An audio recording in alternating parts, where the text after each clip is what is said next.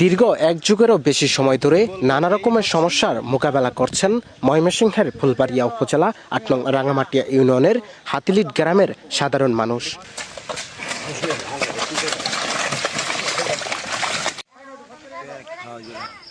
হাতিলিট থেকে বুড়ার বাজার পর্যন্ত এই রাস্তা শুধু ঝুঁকিপূর্ণই নয়, পাশেই রয়েছে একটি শিক্ষা প্রতিষ্ঠান। শিক্ষার্থীদেরও নানা রকমের সমস্যার মোকাবেলা করতে হয়। তাছাড়া শিক্ষার্থীরাই নয়, শুধু এখানকার সাধারণ মানুষ জরুরি প্রয়োজনে কোথাও বের হতে পারে না। যেমন রোগী নিয়ে তারা হসপিটালে সময় মতো পৌঁছাতে পারে না, এরকম অভিযোগ জানান এখানকার সাধারণ মানুষ। তারা আরও জানান, আমরা অনেক মেম্বার চেয়ারম্যান তারপরে অনেক ভোট দিলাম, দেওয়ার পরে আমাদের ওয়ার্ড মেম্বার আমাদের এই রাস্তাটা নিয়ে ফিরা তাইও দেখে না।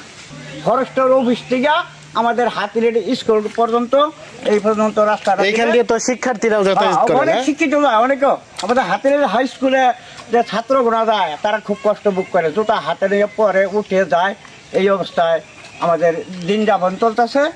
তবু আমাদের নতুন সরকারের কাছে একটা আবেদন আমি জানাচ্ছি, আমাদের এই রাস্তাটা আপনি একটু দয়া ধর্ম করে দিবেন। আপনি আমাদের ধরুন বিএমপির থেকে আমাদের আপনি খুব প্রিয় সরকার।